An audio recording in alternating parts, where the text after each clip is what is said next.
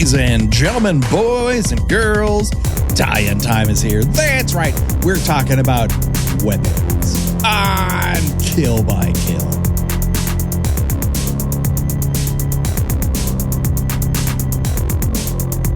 Well, greetings and salutations, Internet. It's your old pal, Patrick Hamilton, coming to you once again from Maybrook, Pennsylvania. This is the Kill by Kill podcast, where we're dedicated to celebrating the least discussed component of any horror film, the characters. We're going to unpack all the goriest details of this year's weapons in the hopes that your aunt's untimely end is just the beginning of the jokes we might make at their expense. And as always, there's only one person I trust to make sure to bring home soup for her family after school. The one, the only, Gina Radcliffe. How are you doing today, Gina? I'm good. I'm just finishing up making a little snack for us. Oh, yeah? I prepared a little spread of some hot dogs. Okay. Sure. Some cookies, some carrots to make it healthy. Do I have my choice of Fruity Pebbles? Because that's important. It's not only important to me, it's important to the plot. You do have your choice of Fruity Pebbles. But the only question that we just need to get out of the way before we start is which one of us is going to headbutt the other one to death? You know what, Gina? Take me out. Honestly. Just tackle you and start slamming. Just the last thought I want to think is she has a surprisingly sturdy forehead. I do. I have been told I am very hard-headed, so I assume that's also literal. Good to know. So, everybody, this is a new release. I haven't even, in fact, decided when I was going to release this. Am I going to release this week? Am I going to hold off for another week? When it's scheduled, I don't particularly know. So many people are talking about it. I almost wonder if I should just rush this bad boy out. But obviously, not everyone has had the opportunity to see a new release movie, even though we've given you a couple weeks. And so we'll have a little non-spoiler review here at the top just to give you our top-line feelings on this motion picture. So, Gina, of course, the only options available to us via the internet is either the best movie ever made or the worst piece of shit ever released. Of course, yeah. There is absolutely no nuance. No. Did it make you laugh? Not a horror movie. Nope. No. Is everything explained? Plot holes. Right. Oh boy. We'll get to that. But yeah, obviously for me, this is not a Gina Radcliffe trademark. It's fine.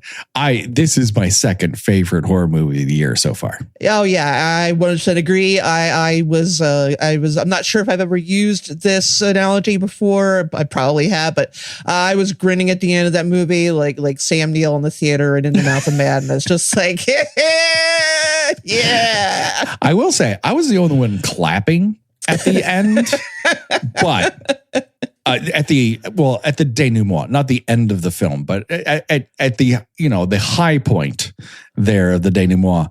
And I was kind of surprised. People clapped at the end of the film, but I was the only one, like my legs going up and down, kicking my footrest and clapping because I have been given such a good time. Once I made a connection in my mind, and I can't possibly be the first person to come up with it, but between and I'll get more into detail and when we get to the spoiler section. Sure. The parallels between that and a scene from a comedy that I love very much.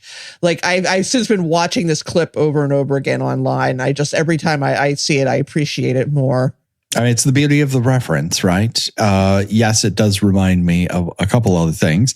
That being said, it's the way it's employed. And in here, it's such a satisfactory ending. I understand why this had people saying you got to go see it in the theater, as opposed to something that has, and we just discussed in terms of our recording schedule, Bring Her Back, which is an excellent horror film, and certainly in my top 10 for what is going to be a very crowded year.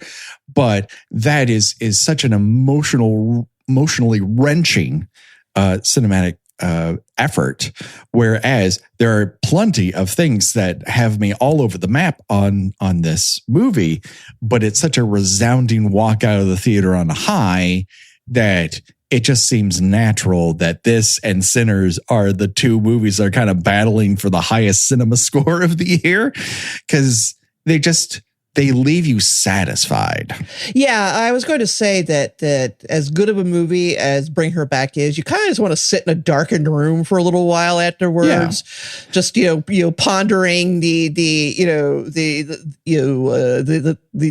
concept of gaslighting a child, right? And grief driving a person to madness. And here you're just sort of like pumping your fist, coming out like, yeah, that was a fucking movie. That is the thing. And the people you're sitting next to. Right. Yes. I hearken back to my Substance experience, in which I turned to the two strangers next to me and said, thank you for sharing whatever this was.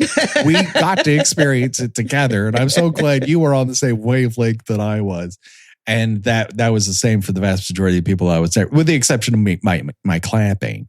And so, yes, I feel like this is also another movie that gives you so many emotions, and it's not a competition, but I will compare it in the sense that Sinners allows you to have all sorts of different experiences within its horror conceit.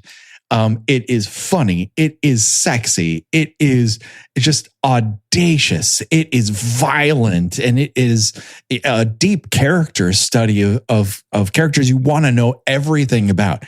And this is similar in a very different sort of circumstance. There's just a lot going on here, and its tones are allowing you to feel deathly afraid in one moment and laughing out loud the next.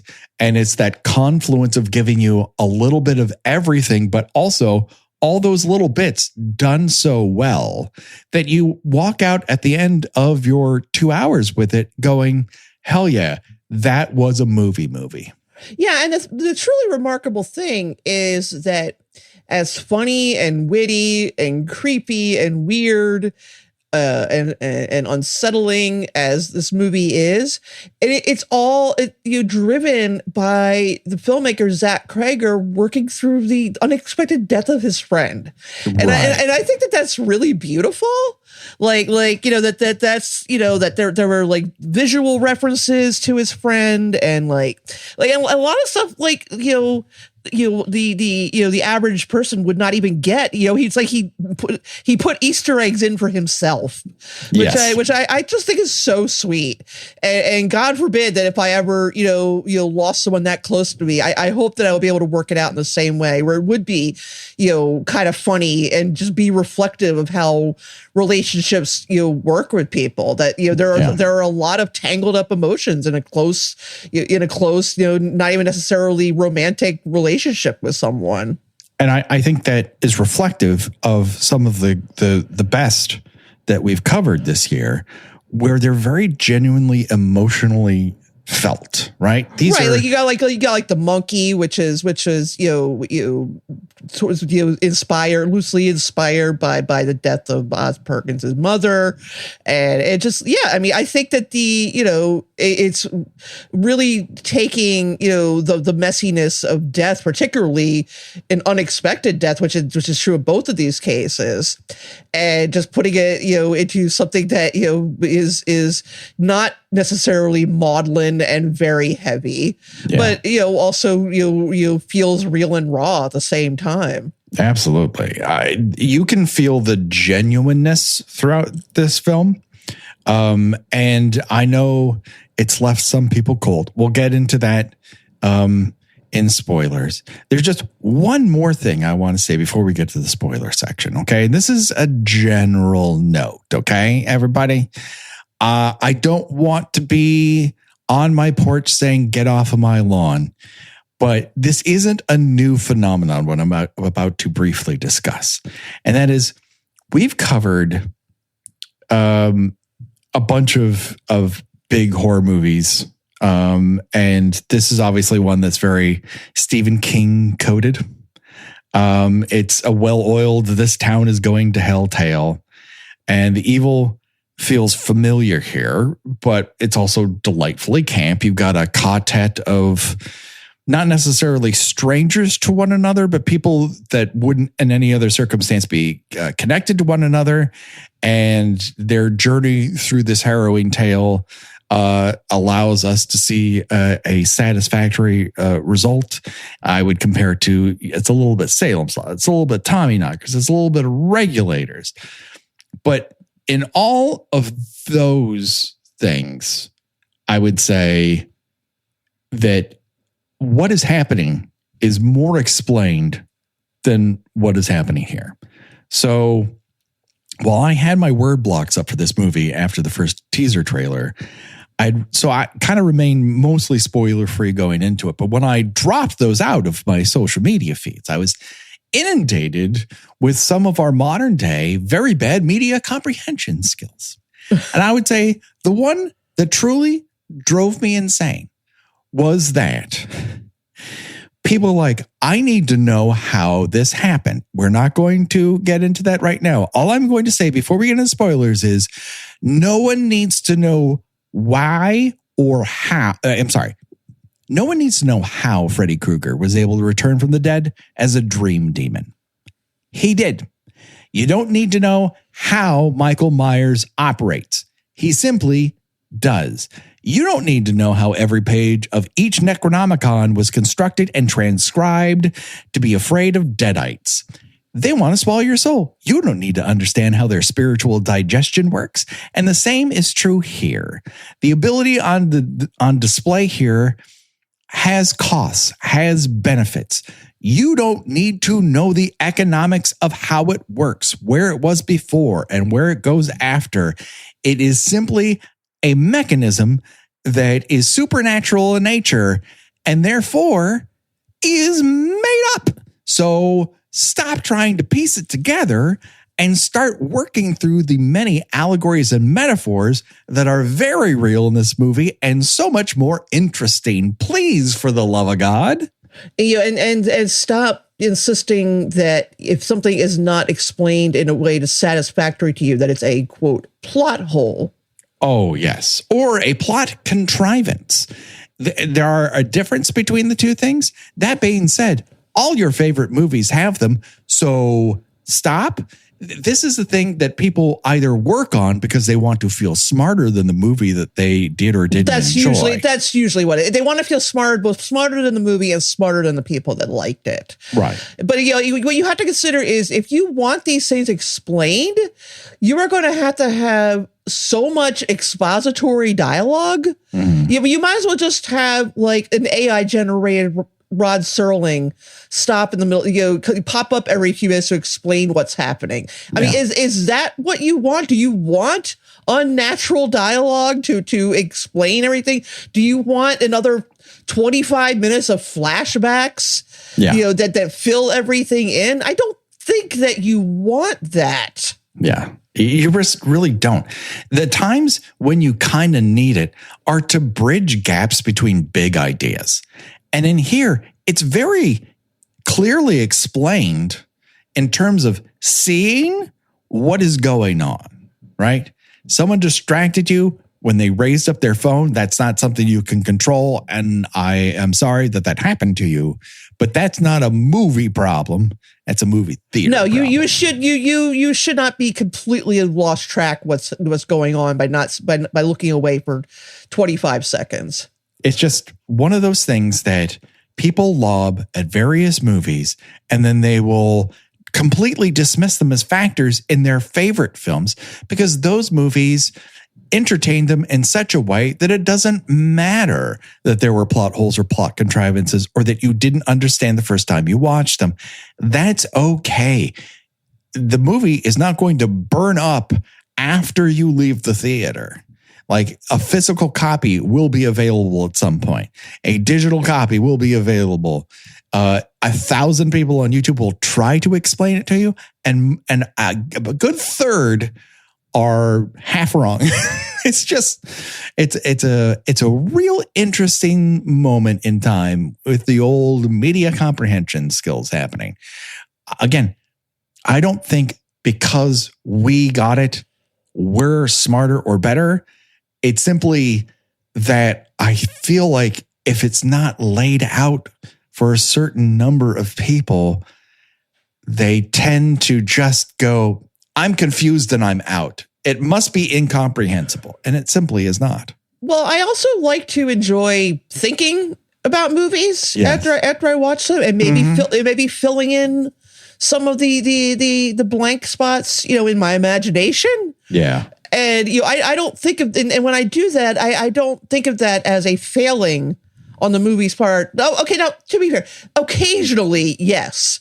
If I come away, feeling as if I missed something and lacking some important information, yes, that can be a failing of the filmmaker's part sometimes. But in this movie's case, I do not think there is anything that that the filmmaker didn't deliberately withhold from the audience. I don't think mistakes were made here. I have one minor quibble it does not take away from my enjoyment of the film, and I'll get to that when we get to the spoiler section. Yes. But other than that, no, I think every bit of information that was withheld on purpose. I agree. So that being said, it is a rave for me. Oh yeah, for you as well. This is a high. This is definitely one I would like to watch again. Yes, because I do feel like when I say I feel like there's stuff that I missed, I mean in terms of when I said the same thing when I saw The Sixth Sense the first time. Right. And when it turned out later, oh yeah, there's a whole bunch of clues that showed you that he's actually been dead the whole time. I wanted to see, especially because this is sort of done as a almost like a Rashomon type of thing. I want to see more indicators of how they're all going to be drawn together eventually. Exactly. Because I love that. I fucking love that in a movie when you've got like multiple characters' points of view and they are all just about to crash into each other. It's, I think, a real accomplishment in a year where a lot of accomplishments are being made. And also we didn't have it bad the years previous. No, we've been on a roll, a fucking tear, the past few years. So, that being said, it's not really what happens. It's how that story is told to you. So if you want to continue on with us, great. I would recommend, if you're going to watch this movie and watch it soon, just, pause it here and pick it up later on, or re-download it. Download it 10 times for all I care. We could use the numbers. That being said, we're now going to head straight long into spoiler territories after this. We're going to Naruto run right into them.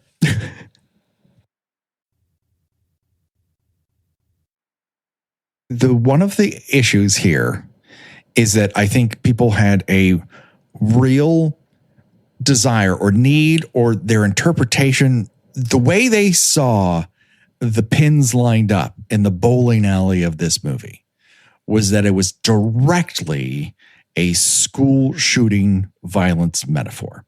And there are certainly things here that line up with that, right? Yeah, I mean, it is difficult. And I said this when I wrote about it in my newsletter. It is difficult to not view it through that lens. Right. And I'll go into it more deeply here, but I would argue that because we are constantly forced to continue on after horrific tragedies, that, in our most significant connection point in our post-school shooting reality is that shit like this is going to happen in a country that can't do anything about it, despite being the only country where it happens all the fucking time. Right. And the town's reaction is a month later, they're back to normal. Because life has forced them to move past this, because life forces all of us to move past horrific events all the fucking time. It is the tragedy of life. It doesn't lessen those tragedies, and yet it feels personal. It feels vicious. It feels wrong because so much of it is, and yet so much of the time we don't have a choice. Yeah, and I mean, you can really see it particularly in the segment focusing on Josh Brolin's character Archer. Is everybody has already run out of patience with him. Yeah. And his grieving and his anger and his confusion over what happened to his child.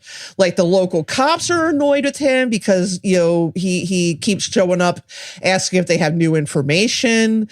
He's making mistakes at work and his, you could tell that they're running out of patience. His wife is running out of patience with him. Well, he's just disconnected himself. He has one focus in life, and it is not his marriage, and it is not his job. Not that these things should take all immediate focuses, but he has abandoned them. Like when his wife comes in and sees that he's sleeping in the kid's bed, she just looks like, you know what, I've had this. And it's like, it's been a month.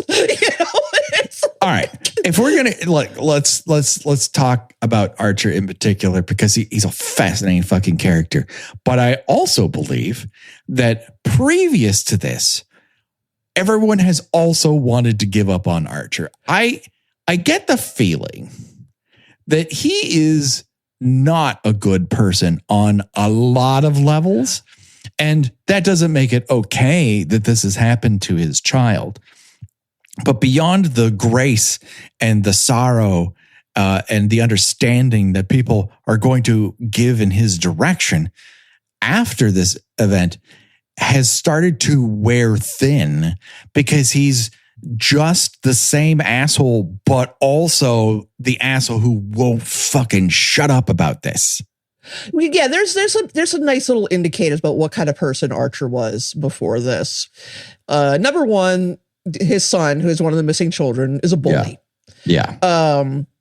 Number two, Archer strikes me, and you and I, we're in the same age group as him, as a classic Gen X. My daddy never told me he loved me, so I have trouble with emotions and have been raising my kid the same way. Oh, now he's gone. I never got a chance to tell my 8-year-old that I loved him. God. It's like, but again, that was something with a lot of, boys, men, in our age group whose, fathers were raised on John Wayne movies, who, thought that if you told your son that you loved them, they were going to turn into a homosexual. Right. So there's, I think he's a very believable character. Oh, 100%. I mean, this 50-year-old hard ass who, had his first child when he was in his 40s, I guess. And, I assume it's his only child, and, still couldn't bring himself to soften up a little bit to, be a good and engaged father to this child. Yeah, I guess he coached his baseball team, right. But, that appears to be the extent of it. It's a minimal effort, sort of. Right. And it does not allow for one-on-one time. Right. I just think it's one of those things that Weapons does that you either have to accept, or you might find it empty as a result. And is that it doesn't want to judge many of these characters. It just presents who they are. And you kind of have to deal with the reality of that within, this terrible chapter in their lives. Archer, as we've discussed, is by all accounts, he fucking sucks. He's a bad dad. He's a disconnected husband. He's lost in his anguish and pain. And that's the most understandable of his traits. Right. And you've got and one of the brilliant things about the screenplay is that it offers you up enough information without over explaining that explains why these characters are doing what they're doing. Right. But at the same time, I don't think that information is enough for some people. And I'll elaborate that I'll elaborate more on that when we get to Justine. Mm-hmm. I agree. It's giving you enough, and you kind of have to take it on faith, and people do reveal themselves. You're not going to get to the core of that onion, but you see enough layers to kind of understand who people are. And when it comes to Archer, he is likely someone that we would find difficult to live next to as a neighbor or work with.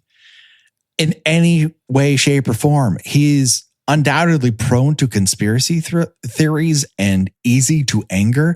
And if not for this situation, he would probably be mouthing off about phantom child trafficking or celebs who drink ground up baby juice while ignoring his own child. And this situation has humbled him. Yes.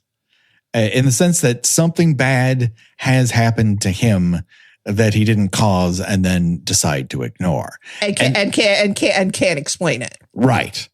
And this is where you can really see how Stephen King, and I love, because he's so prolific, he's just giving you every shade of a different kind of story over the years, whether they're based in reality or supernatural or fantasy or science fiction. But because he's either a great co-protagonist or a really fun antagonist, you just know he's a shitty dude who just so happened to have just enough skill to start to work out that something really is going on. And when the police stop due to lack of progress, there's no signal in his brain that says, I should accept this reality. Now, under most normal circumstances, this would make him an incredible pain in the ass. But in the almost Stephen King Ka-tet sense, he has these semi-skills that allow him to sort of bridge his obsession with watching that Ring camera footage of his son into giving him an idea to then look for another parent's camera footage. And when one parent says no, of course he goes to the husband who's so weak-willed. He says yes. But of course, in the moment, you're like, that's shitty. But it also leads to the resolve of the movie. Like, without that, him going, oh, fucking fine, you wouldn't get here. It's wild how it all kind of comes into play, where in the moment, it seems like, Jesus Christ, stand up for yourself. But also, because he doesn't, they get their kid back. Right. So it's one of those things that you see a whole bunch and you read a whole bunch, and most movies just make this character kind of one note. And Weapons, because of the format, because you're kind of on his side, but obviously not in many respects, but there's this one link that you can totally understand. And I hate to bring her back, but that kind of plays with the same mechanics. It's kismet, right? And this movie does it so well. Oh yeah, absolutely. And so when you combine his information to what Justine gathers from Alex's house, you end up with two completely dysfunctional human beings who manage to set the resolution of the central problem in motion. And as a result, you kind of like, I don't like Archer, but his doggedness pays off dividends. I still don't think he understands anything that happened here. And I don't know how knowable that is for any character, honestly, outside of Alex. I do think it's funny that in our group chat the other night, Megan pointed out how after the climax, Archer essentially just scoops up his kid and just leaves. Right. It's like, fuck them kids. I got mine. It's like, yeah, it's like, I'll see, I guess just wait for your parents to show up. I don't know what to tell you. The one thing I have wondered about, because I didn't catch it because there's a lot of voiceover that's happening, but I don't remember him, and I'm sure people will hit us in the titties with the comments. Does he say I love you at least at that point? I don't think he does. I think it just cuts to him walking down the street, with the kid giving the 1,000-yard stare. Yeah. I mean, he does. He like he's about to say it in the dream he's having. Right. But yeah, I don't think he actually does. I think he just scoops him up and walks away. So here's this man so filled with regret. If I could only get my child back. If I could only get my child back. If I could only get my child back. gets the child back and goes, all right, business as usual. Well, I don't necessarily think that. I mean, I think that is what's happening in this relationship. You think so? Really? You think he still could? After all that, he still can't bring himself changes as a human being. Oh wow, that's a fairly cynical take coming from you. I gotta say, I believe that Justine can change. I don't believe Archer can change. Interesting. You would think that, after what he saw, he would think that anything was possible, and that maybe he should, respect that and cling to it, hold on to his loved ones. Listen, it is cynical, but I have also been alive for the past 10 years, and all you need for some people is to be proven right about one thing, and all the things they're wrong about suddenly also become right in their minds. That is a good point. You do got me there. But now I'm curious. Like, seriously, if any of you caught him, if he did say that, please correct me if I'm wrong. I mean, it's been a week now, a little over a week since I've seen it. I don't recall. I don't think he did, but I could be wrong. If I am wrong, please let me know. It's the one problem with doing these movies quickly after they come out in order to catch people's enthusiasm about them. But I also don't get to see them multiple times most of the time. Like, there's no big wrap up. You've got this, this frenzy of children. Yeah. And then Archer shows up, picks up the kid, walks away. Then there's the voiceover about how, everybody got their kids back. Yeah. So let's circle back and talk about Justine, because they become a pair within this Ka-tet, and we have a second pair that we'll talk about afterwards. So Justine, this movie does more to convince me that Julie Garner is a really good actress than January's Wolfman. I was going to say, that this served her much better than the Wolfman did. A lot more to dig into. She actually got to do something other than stand around and look concerned. Right. She's not just work mom, and it's not that she's bad. I don't think anyone's bad in Wolfman. There's just a story structure problem that the execution didn't quite work for me. Hey, listen. Movie's a collaborative art. Like, it's not a sin I can't forgive. It's not even what I would call a sin. It just a less successful movie in my eyes, and might have worked for others. But I would say part of the reason is she's given a lot more meat on the bone here. And of course, the film is much more successfully told story. Justine is a newly hired third grade teacher, new to, this school year. And she's already caused some waves on one particular romantic front. She left her last school because she had an affair with either a teacher or an administrator. It doesn't really matter whom, just that it was an adult. And as an instructor, though, she has this, I deeply care about these kids. I want to make sure they're holistically looked after. And if that means I give one a ride home, I will do that, even though an administrator will tell me that that's inappropriate. She is more emotional about this than a rule follower about this. Yeah. Sorry, go ahead. So when she walks into her class one morning to find 17 out of her 18 students not in attendance, and then the police investigate her immediately. But of course, there's no connection between her and this crime, because we know that someone else at the end of the day is involved. But it's still going to be this thing, this hole in her backstory that people, including most specifically Archer, are going to refuse to give up on. And as a result of that strain, which is legitimately significant, she turns to alcohol to cope. Right. And again, going back on the brilliance of this script, is the dialogue providing everything we need to know about her and what she does and why she reacts in the way she does. It feels so natural. Like, okay, this is a person who's a little impulsive. Yeah. She has a drinking problem. She's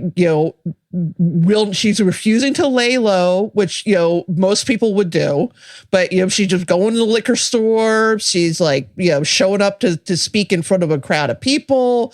Like, she seems pissed that people suspect her, and which is understandable. But you would think that the quote unquote natural reaction would be to at least feign like I understand why you thought I might have something to do with this, but like she's like, why do they think I had anything to do with it? And it's like. And the actually, I love the conversation. And she's not in this scene, but I love the conversation between Archer and Toby Huss as the chief of police. Yeah, in which Archer is insisting that they keep investigating her, and Toby Huss is like, "What? What do you think she's done?" And Archer doesn't have an answer for that. Right. Because he genuinely doesn't know. It's just she's the only one that makes sense. She's the only one that makes sense because she's the only adult connected to all of those kids. And the thing that's so insane here is that in one sense, the police have cleared her because she's very clearable. She has zero to do with this incident. They have also cleared Alex. And he is directly connected to this, not as a perpetrator, but he is directly connected to this. And they examined his house uno times. He knows what's going on. Right. Yeah, but yeah, it's she has a little, she makes poor choices. Right. She again, she is very determined to not just remove suspicion, but to figure out what's going on, both to for the sake of protecting Alex and also for protecting herself, because like Archer, she feels the police aren't doing enough. Right. And that's one of those things you can tell within her. She's one of many characters who simply can't leave anything alone. They have to poke, they have to prod. And the movie doesn't really treat that as a bad trait. It's just a thing that humans have, that these particular humans happen to have. And oddly, it comes to a point where that desire within them actually pushes the plot forward. Justine simply has no sense of propriety or defined boundaries, and that makes her bad as a girlfriend, and it makes her a less than great employee. But in terms of being a Nancy Drew, it really helps her here. Her desire to know what happened is viewed as suspicious by the parents who are at the end of their ropes, but they would view her suspiciously regardless of those traits that she has. Right. There's literally, her view is there's nothing she could do to make people think she didn't do it. So she might as well just go ahead and try to figure it out herself. Yeah. It makes perfect sense that in a vacuum like this, that she would want to know more, that the parents would want to know more. There's just a giant emptiness of real answers. And all you're left with are nameless conspiracies and generalized finger pointing. And Justine is simply the easiest target. So there is no presentation that she can deliver in front of the parents or one-on-one or to anyone who's concerned about this that's going to let her off the hook. The hook is implanted. All she can do is simply move away. And it just hangs over her regardless of any action she takes. And the action she does take previous to going, all right, I just gonna figure out what the fuck's happening at this kid Alex's house, just makes her look more suspicious in the sense that she's sleeping with a guy that she previously got caught sleeping with, or at least suspected of sleeping with, who also is an alcoholic, and that she won't leave Alex alone. But honestly, I know Alex doesn't want to be bothered, but people need to get involved in this kid's life. Yeah. There's like I said, you absolutely nailed it with, and again, this is something we talked about, elsewhere, that there's some classic Stephen King, does anybody in this town care about what's happening? Yeah. This little kid is just like in 2025, this like 8-year-old, walking to his, isolated suburban home by himself. does not draw attention, especially after what just happened. Yeah. Like, it's just no one. I mean, you go to TikTok and everyone is the supermarket checkout clerk giving this guy 25 cans of soup every day without any conversation as to where it's going. It's just like, that kid must love soup. Yeah, it's like, it's like, does his neighbors not see him just, wander back and forth with like, bags and bags of groceries, like Macaulay Culkin in Home Alone? But we're back to like the sort of John Carpenter's Halloween view of the suburbs. They're so constantly in each other's business about shit that doesn't matter, that when it comes to things that do matter, they're deer blind to it. And so you get deep into what Zach Kreger has said aloud about what he's directly tied to this film, the loss of his friend, and namely addiction, that because he is a child of alcoholics he had to act like the adult within the house because his parents were too busy battling their addictions to be responsible adults, and loss. And these two things work in concert with one another to give this neighborhood tunnel vision as to what is really going on. Not that if you explained it, no. See, this one kid has a witch living in his house. That would stop any conversation you were having. Like, I mean, we say this, and yet we hear all the time these horrific stories about, physical abuse and sexual abuse and neglect that happens right under people's noses. Yeah. Or children disappear and their parents don't report them missing for like 6 months. And reports like, how did this happen? And neighbors like, well, I just stopped seeing them around. And it's like, and you didn't think that was weird or anything. And of course they think they were weird, but nobody wants to get involved in anything. Right. Because, what if I'm wrong? And that's just like, that has, to me, and I've done it myself and I don't feel good about it. But like, what if I'm wrong? Has like contributed to so much unnecessary mistreatment of people, just in whatever way you want to think of that. Is, I have a feeling this is happening, but what if I'm wrong? Yeah. I'm going to err on the side that maybe I'm wrong and nothing's happening. But one of the things that cows you into that idea, though, Gina, is we've all witnessed people who are desperately wrong and soldier forward regardless in an effort to harm other people. Like, nobody wants to be the person who calls CPS on their neighbor and then finds out there's nothing wrong. Right. And so, Justine goes to Principal Marcus and he's like, hey, I know you have whatever. I just have to put you on leave. There's no way I can continue to employ you in the school. There's nothing he can do. Yeah. He's probably the most, I don't want to say relatable, but the character I think the audience has the most empathy for, because like he's just absolutely out of his element. Yeah. This was not something that going to principal school prepared him for. Right.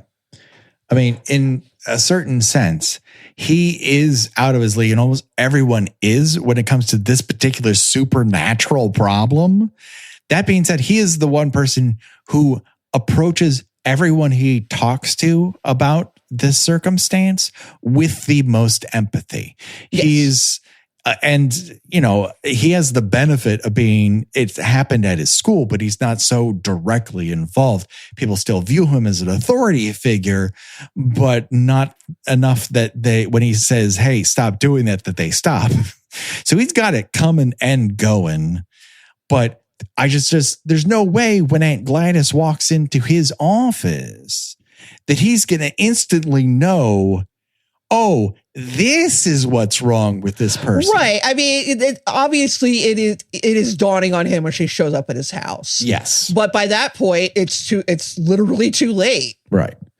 Before we get off Justine, though, and get to Marcus and Hull, which I really, really want to, I just have to say, one of the bravura sequences in this film is just Justine, who's staking out a person. So rule, I'm not sure where in the top 10 it is.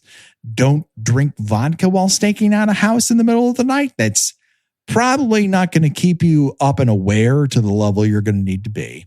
No. That being said, she falls asleep. The door to Alex's home opens and a figure staggers out. Oh yeah, that's the first sign that you get. Like, oh, there's something weird happening here. I thought of the way it really reminded me, and again, I don't know if this was intentional, but whether it was or wasn't, it still reminded me of the way the Tethered walked in Us, as sort of like broken mechanical doll kind of way of walking. Yes, because they're not in control of their own actions. That never fails to give me chills. Yes, no, that sort of doppelganger-esque, not one of my favorite deaths in all the Nightmare on Elm Street's in part 3 when that kid is walked like a puppet to the edge of the building. Because it's like you are not in control of your own body, and you're aware you're not in control of your body, right? And I mean, what could be possibly more horrifying? So at this point, we don't know it's Alex's mom, but we're in spoiler territory. It's Alex's mom. She comes staggering out of that door with scissors in hand. And the way Kreger blocks this sequence, it's like, oh, yeah, this is the guy who directed Barbarian. I can see how he operates now. This is a person who just has it's that thing that I love about a director, whomever they are. We've seen it a bunch. The Substance, Sinners, you name it, the Cravens, the Carpenters. They tell you where to look. And even though you're desperate to look beyond that frame, they're not going to let you. You know something's happening, but you don't know when and where it's exactly going to happen. And he uses this as manipulatively as possible. And it works like fucking gangbusters. I don't know about your screening, but people were levitating off their fucking seat during that hair snipping scene. Well, yeah, because again, that is your first indicator is, okay, this is not an ordinary kidnapping or children just wandering off into the night. Yeah. Before we get into Paul, James, and Marcus, though, we've briefly touched on this, but this is another thing that I've encountered in the wild, and that is the conversation, the chatter I've read and heard from people who have complained about the police being useless in this situation. And I hate to break it to you, but most police departments, even federal agents, would have difficulty breaking the case of Gladys the fucking witch. Yeah, I mean, it is entirely possible that there is, more to her spell. Maybe you should just consider what's possibly going on. Use your fucking imagination. Like, even if they did have and also Toby Huss's character literally said they don't have any more information. Yeah. They're not going to keep harassing what they think is this, little boy and his family when they already question him, especially since Aunt Gladys pointed out, she's lying. Yeah. But she says that Alex's father has had a stroke. And Alex is obviously, he's being held hostage. He is an active hostage. And a chilling allegory to how systemic child molestation works is, threatening to hurt people you love. Yes. And that is what she is doing. So while you're pointing out what appears to be a plot hole in the movie, it is in fact a plot hole in life. And this department does not have a special supernatural unit actively working there. That's the stuff for TV shows. But you only have to look at some of recent events. And I'm just going to name a few off the top of my head to see how many times police departments fail to help. Let's just name Uvalde, Texas, as a major touchstone for a lot of what we're watching in this movie. The Canton police, the Massachusetts State Troopers, and Boston police, and the John O'Keefe death, and the 2 Karen Reed trials after that. Just locally, the LAPD has recently been revealed, racked up most of the $500 million that the city of LA had to pay out in civilian violations and money sent to victims. This is a system that cannot go on. As a taxpayer, I find our current system of police failure systemic, and most politicians, regardless of party, are unwilling to do anything about it. So no. Except, no, they are. They are willing to give more money to the police. Right. They need police dogs in subway stations. And tanks. Yeah, tanks. They need to explode fireworks in crowded neighborhoods like they did here in Los Angeles. So I don't find the police's inability to crack this case suspect. They almost always fail victims and society at large, which I'm not really happy about. If the police wish to prove me wrong on this point, hey, maybe you could gesture in the direction of the shitty people you work around to get them fired for a fucking start. I mean, if you want to, if we want to get into the nitty gritty of, well, it's not plausible that the police aren't doing anything, look up the rate for how often missing children are found. Right. Look up, when you report someone missing and they, especially if it's like a teenager, a lot of times the police will tell you, well, they probably ran away. Right. I would recommend that you read the statistics on that kind of thing, but then I don't recommend because it's depressing. It's depressing as fuck. And ultimately, the end of this day is that these are small cases. The largest child trafficking case that you can really ever think of, with tons of people's names that you recognize attached to it, has continued to go unsolved. Why? Because the person who's currently in his second term of office in the White House is directly fucking connected to it. So again, these are things that are going to plague our society until we all decide to fucking stand up and demand that people do something about it, because we're paying for it and it's not goddamn working. You know who is working? Paul. You know who shouldn't be working? Paul. Yeah, no. Poor Paul. I mean, Paul's another one like Archer, where it's like, I feel for you, man, but yeah, no. I mean, you get the feeling that he's really only still holding on to the job because he's married to the police chief's daughter. And when we meet him, he's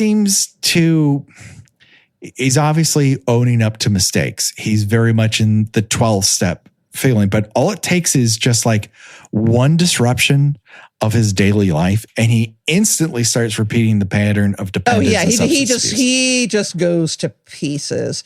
Now, I will say the subject of Paul's wife is my only quibble with this movie. Well, because she's played by June Diane Raphael, and I do feel like she did have more to do at some point.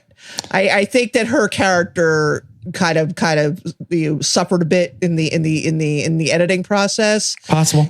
She ultimately sort of ends up as a red herring. Yeah. Where like you think that her attacking Justine, it might be a sort of triggering event to everything that happens, but no. She's just pissed because Justine fucked her husband. No, she's just upset, and it also demonstrates when she's attacked by another person in town. The guy's like, get out of my store. Every time you're in here, you're being attacked by another potential customer. So it almost is like furthering the gaslighting thing. I think she's underserved, but also there's only so much real estate in this movie. It's already at 2 hours and 8 minutes. I understand that. And again, it's the most minor quibbles. I just it seemed like, especially because she's fairly prominent in the cast. Yeah. I don't even mean because people know who she is. I mean, like, her name is, I think, in the front credits. Yeah. It's like she didn't end up having a lot of screen time when all is said and done. done. Like she has one over the phone and then two on screen moments. And I mean, again, yes, she's violent, but also she's at least as mad about the fact that Justine basically talked him into breaking his sobriety. Of something Justine legitimately did. Oh yeah, no, I mean, I'm not saying I don't understand why she was so upset. I totally do. Justine's like, why do you need to quit drinking?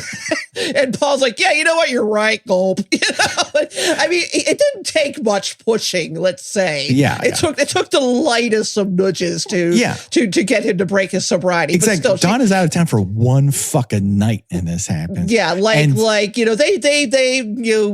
may be lovers, but she's not his friend. Yeah.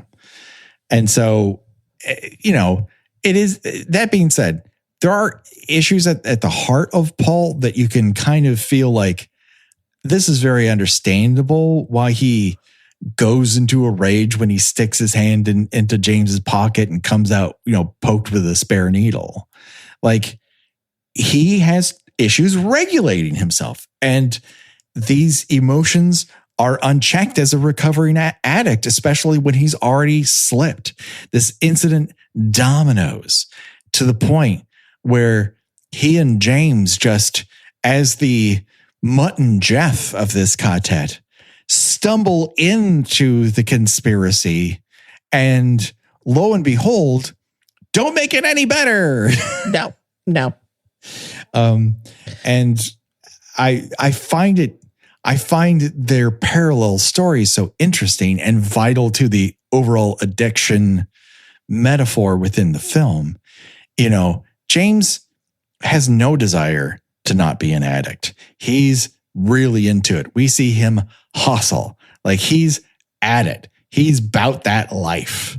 And he is not dissuaded by this house that is, all the windows are covered in newspapers, where Justine, makes her back off a little bit, but then she goes back in. Whereas he's like, I'm unperturbed by this.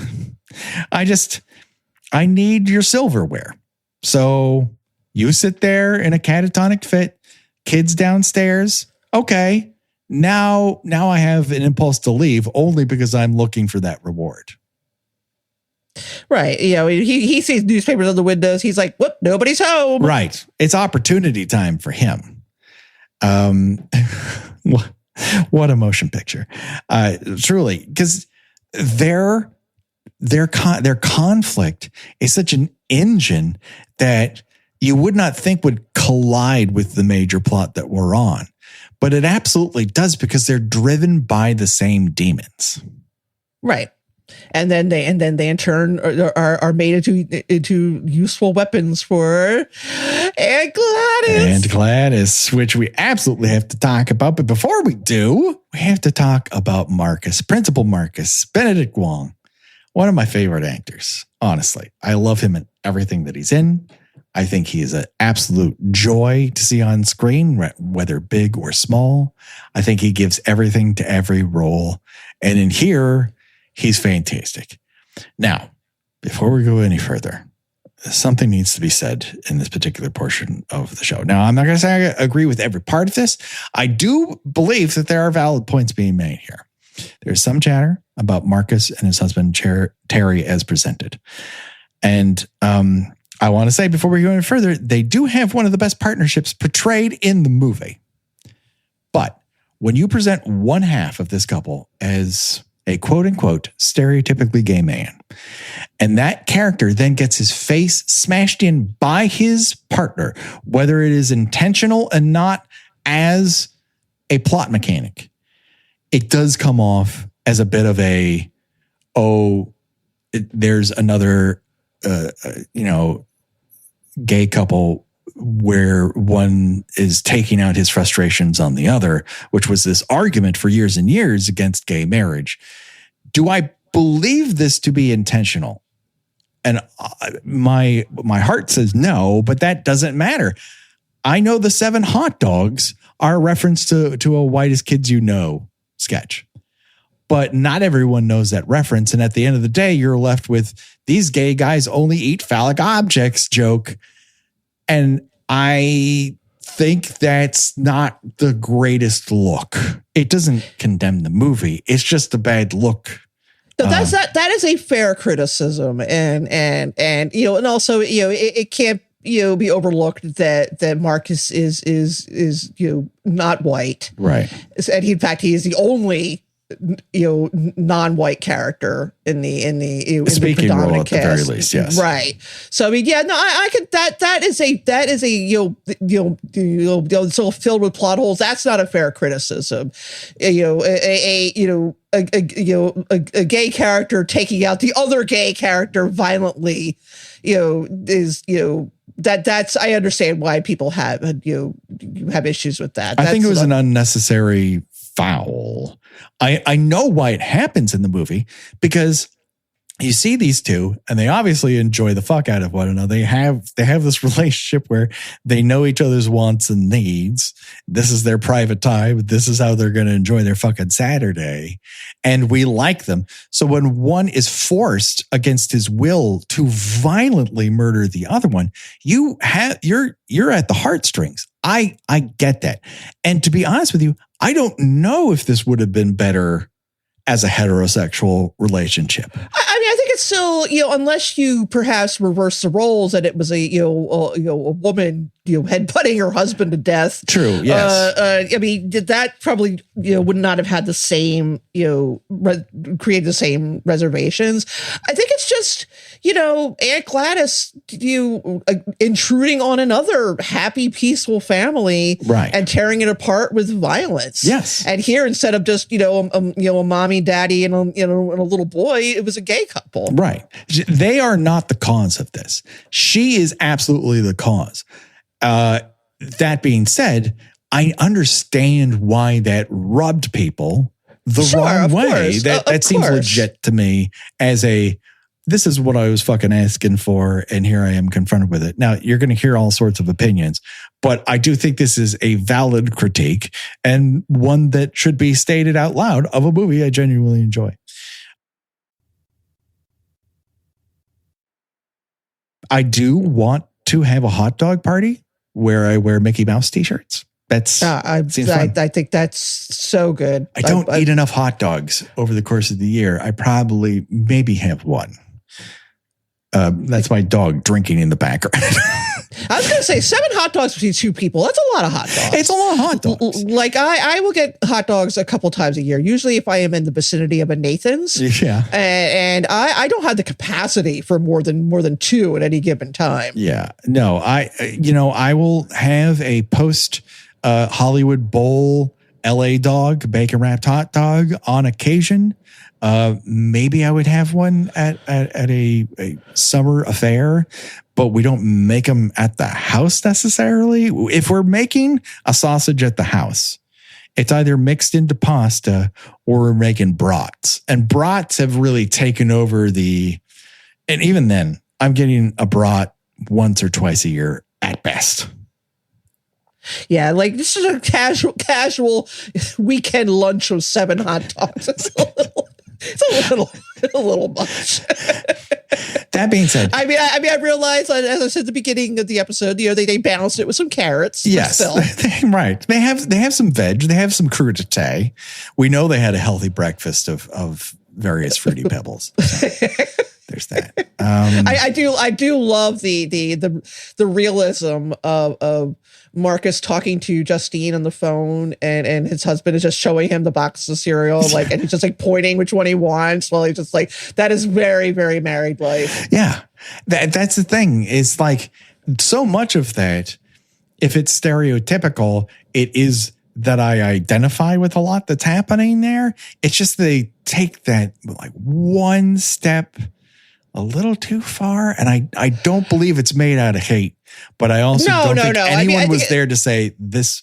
We might want to alter this tone a little bit. Yeah, I think it is meant strictly to just be jarring and upsetting to the audience. Yeah, but obviously I understand why it would be upsetting in a different way to certain audience members. That's purely that's completely understandable. And Marcus is the first example of how we see that Aunt Gladys can essentially make weapons out of anyone she wants. Once she has them in the thrall, and once she sends the signal that they have to go, they are off. They are mindless.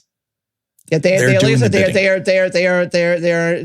Naruto running. They're just like, yeah, it's like, it's funny and it's creepy and it's just like, like literally because the way this is framed, you actually see Marcus acting under the spell before you see her perform the spell. Yeah. Which I think is extremely clever, because again, the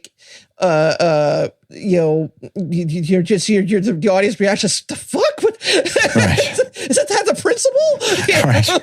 Here's this lovely person who you would never imagine in a million years doing this, and obviously it's so against their will, and whatever's happening there, whatever that witchcraft is, it seems rather unbreakable from the inside. But you know who's not unbreakable? Marcus, when that car hits him. Yeah. And it's something about how this spell takes place. Like a lot of what's on the inside really gets messed up, because that the way his brain pan splatters tells me not only has it been loosened by headbutting his poor partner to death, but you're kind of getting jellified from within. However the spell works, what is he fucking expelling out of his mouth? Yeah, that's the other thing that like people are like, well, what is that stuff? It doesn't matter. Does it matter? I mean, it's goop. Yeah. Because he's under some sort of like black magic spell. Why do you need to know what it is, or what if it does anything? It doesn't do anything, because Justine, I mean, lack of a better word, she's fine afterwards. So like, it doesn't seem to have affected her any. But like, obviously, in the way that the children are catatonic immediately afterwards, whereas Archer sort of just snaps out of his spell, because he hasn't been under it very long. He's only under it literally a couple minutes. Yeah. So, but I think it's one of those things where the longer you're sort of in her what's the word I'm thinking? Her thrall. Inner thrall. That's what we're looking for. Like, the more your brain just kind of turns to mush. And now, it is implied that it's gradually reversible.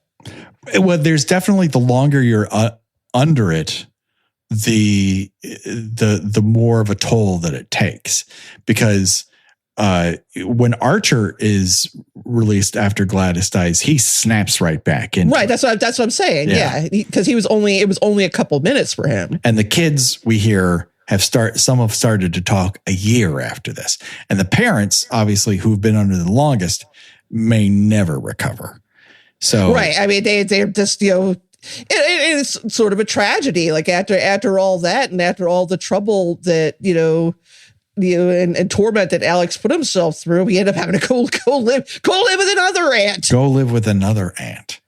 Oh my God. So yeah, Alex obviously is the most, and I abuse this term, so I'm only going to use it once here, hopefully, harrowing character in this, in that he's trapped. He's an active hostage.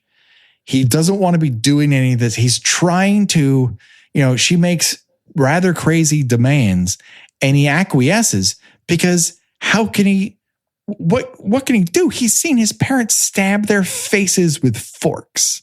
There's no way a third grader is going to be able to figure out a way around this in a way that seems to resolve it the way an adult would.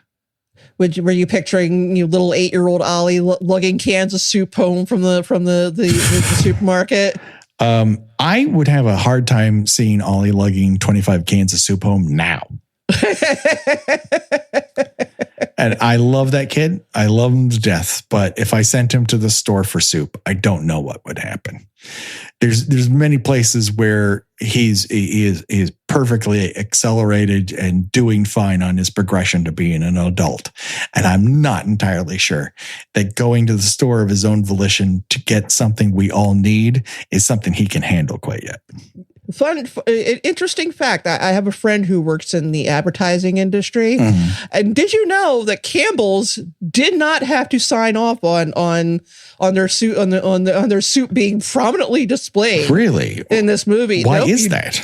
You just you don't have to for movies. You can just have. I mean, they can pay to have their brands prominently featured, but if you just have a character just opening up a can of Campbell's, you don't have to write to Campbell's and say, hey, can we do this, or do we or can we do we just have to put a label that says soup?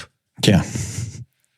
Well, I was hoping for some Ralph's brand soup, but also at the same time, the advertising company she works for handles Campbell's, right? And Campbell's has apparently leaned into the association with it now. They are not upset about the free publicity. I think when you have your name out there, and really the worst thing about it is that it keeps people alive. It's not. Yeah, I mean, well, it's because what else would you think of to feed someone who can't chew or anything? You give them soup, right? Yeah, it absolutely makes sense. That being said, Alex is terrible at feeding people soup. Well, he's 8. Come on. And also, soup is hard to feed to somebody. True. Like if they can't close their mouth, that's just falling back out. There is this current of internet discourse that's just woven into this movie in a lot of respects, as it is to. Like Eddington and whatnot. But part of it is there's the whole bean dad element of a kid trying to open a soup can for the first time by themselves and getting it everywhere. And then there's the great soup for my family incident in which Trump tried to accuse protesters of throwing soup at police. And that it was hard to catch them as a result, because if you caught them with soup in their possession, they would only claim, no, this is soup for my family. And so that they would get off scot-free. And now we're throwing sandwiches to have with our soup. Right. And now sandwiches will get you thrown into a gulag. How are we not just drunk 24/7? I don't fucking know, quite honestly. But I think this kid actor does a really great job. He's real tiny, and I think it's very sweet that he does get pushed around in school, but he comes home and his parents are very loving towards him, and you can see that his home is a safe place for him, which again makes it all the more upsetting when Aunt Gladys just shows up and fucks shit up. Yes, and I think that's what the parallel of is. And again, I'm not minimizing people's difficulties of the scene, but the parallels are her showing up in Marx's house, another happy, stable home in the midst of all this chaos, and fucking shit up there. Yeah, she's just a chaos agent, right? And the movie very clearly tells you that she's a parasite. You just don't know what kind. She's a supernatural parasite, whether or not she's a conduit for that tree statue, or the tree statue is what provides her with the ability to specifically do this type of witchcraft and spell. Yes, the people are batteries, but they're temporary batteries. They don't really make her better. Because that's the thing about addiction. You can have the thing that sustains you, but you never get better. You only get worse in grades. And so that's pretty clear here. Wherever she is, she's leeching off the natural order of things. And she's causing chaos as a result.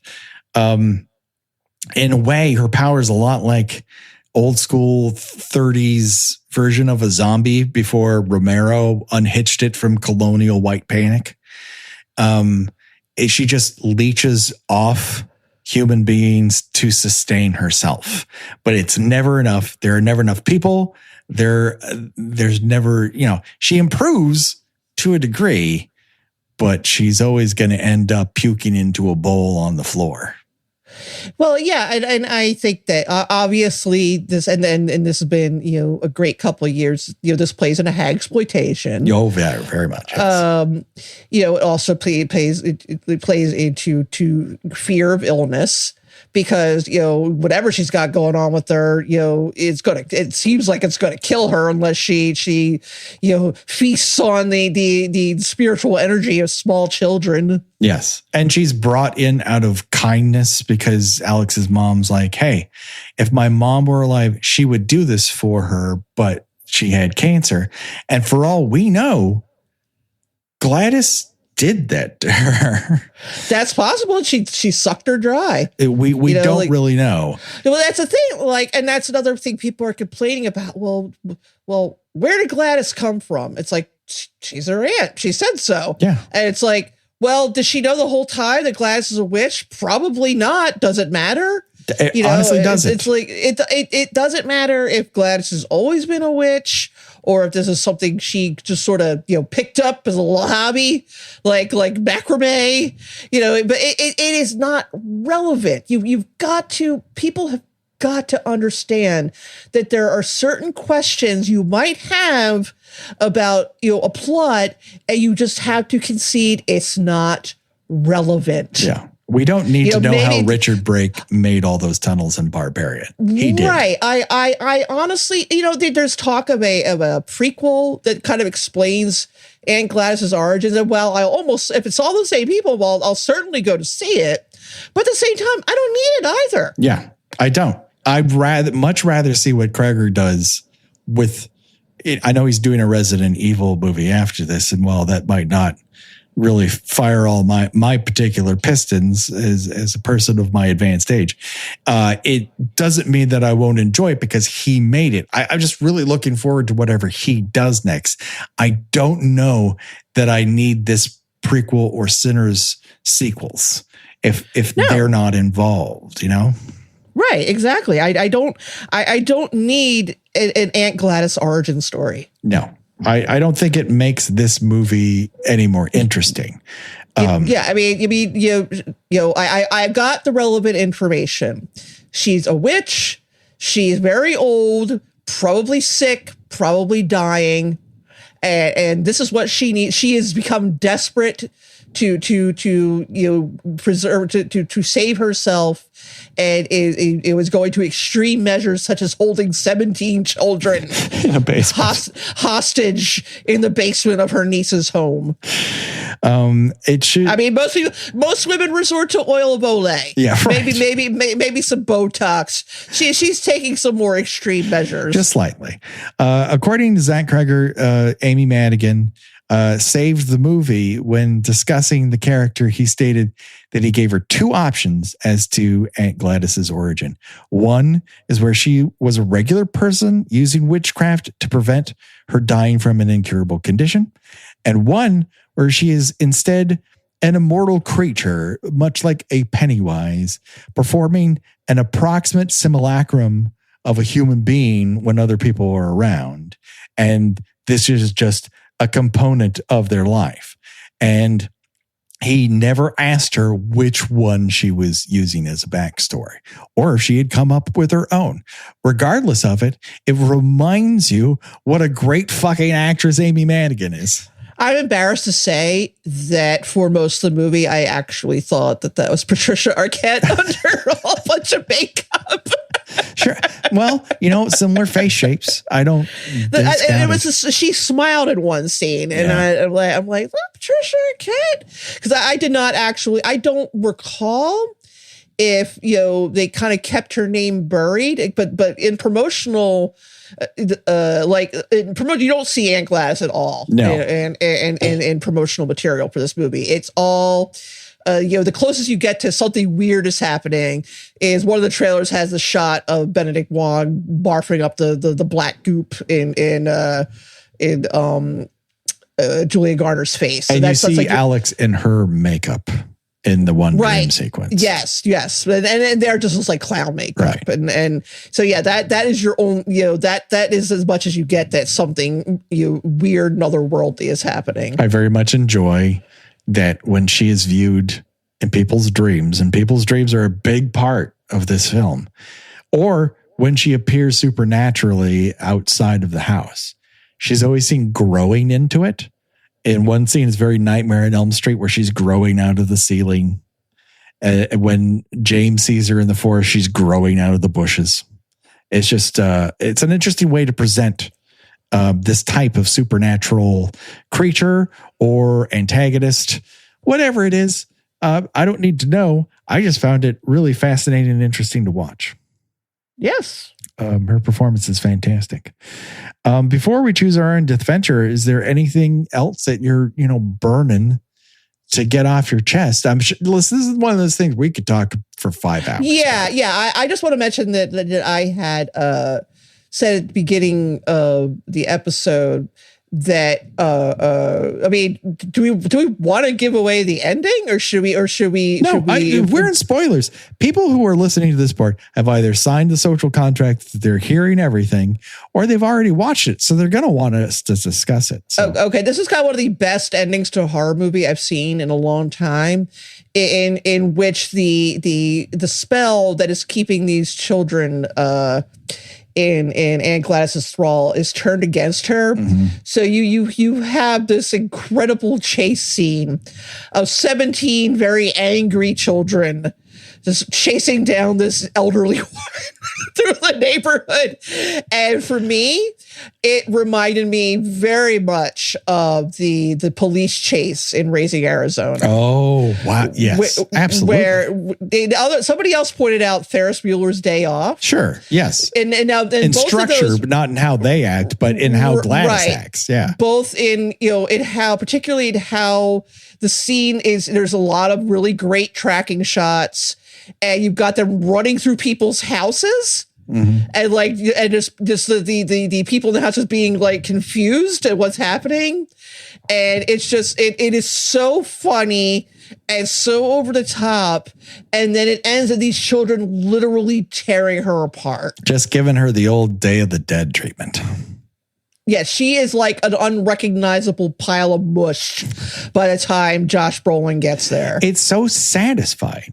It ends on such a magnificent high, emotionally and spiritually, and just the energy of the film. You've just been through it, and it gives you catharsis. And that's just one of those things that, while movies in general can do, it's one of those things that horror movies can do better than most.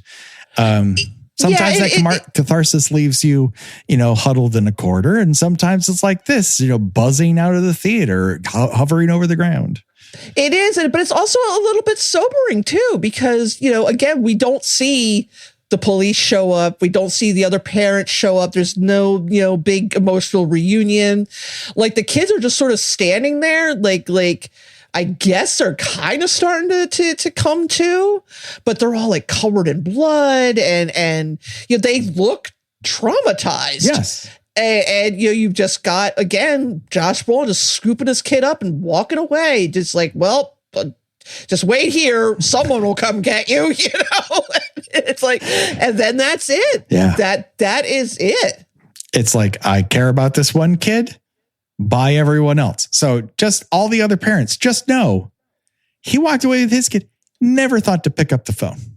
Never thought, I need to let everyone else. I need to make sure these kids are okay. I mean, we don't know that. He may have called the police. I feel like he may have at least called the police. I don't know that. I don't know that. We have no proof of that. And quite frankly, nothing in his behavior would illustrate it. What a motion picture. What a motion picture. The fact that we've just had so many, and there's some that I haven't even seen yet. I still have some to go. Yeah, I still haven't seen Together yet. Yeah. So it's supposed to be another great one. Let's choose our own deathventure. That's where we decide of the deaths portrayed on screen. If you were forced to die in one of those ways, which one would it be and why? We have your face bashed inwards via headbutt. And then you get struck by a car and have your skull and face demolished like sudden oatmeal syndrome.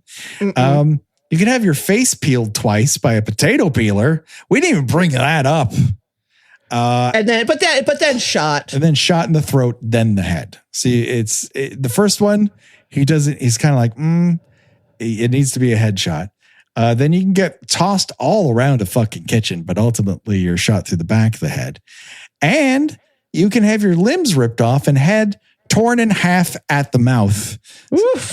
Gina, what say you? I'm shot. Yeah. I mean, I guess I'd be all right with letting, Josh Brolin toss me around a kitchen or whatever for a few minutes, but no. I definitely don't want to be headbutted to death. No. I don't want to be a part of any. Not by anyone, let alone the love of my life. Yeah, no. I don't want to perpetrate the murder of my wife against my will and then have the pleasure of being hit by a car. Fuck that noise. I've been hit by one car. That was enough. Getting shot in the back of the head. Josh Hollis does all of our artwork. Go to Revenge Body Memphis at bandcamp.com for this theme and all of the remixes. Join our Patreon where we have cool bonus episodes like us talking about Bring Her Back, which is a fantastic motion picture, which if you have not seen, you absolutely should. Plus commentaries and Chat by Chat, our Q&A show just for you. Follow us on social media. Talk back to us on YouTube. Subscribe there or on Spotify, a company I don't love. But you know what I do love? Being able to talk back to people on an episode by episode basis. So that's cool as well.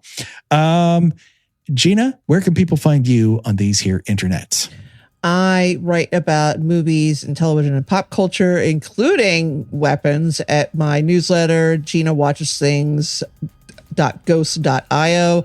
And I am on most social medias under Gina Does Things. I didn't mention this, but our t-shirt shop, you can go to TeePublic or Dashery. The links are in the show notes here. Our season 6 Stephen King artwork is a t-shirt now. You can have the paperback version of our artwork as if it was a signet paperback, and it looks fantastic. It'll look fantastic on your chest. Advertise it to all your friends. Tell them that Josh Hollis did it. And we're going to have some more t-shirts coming your way. But we also have My Vital Juices. We haven't had a ton of after people demanding My Vital Juices be made a t-shirt. You got to get in there. Buy a My Vital Juices t-shirt, people. Come on, do it today. We're going to have more throughout the rest of the year as well. We're going to have some fun stuff coming up around the time of episode 400. But don't worry, folks. The body count will continue for myself and for Gina. Bye-bye, everybody. Bye. They're all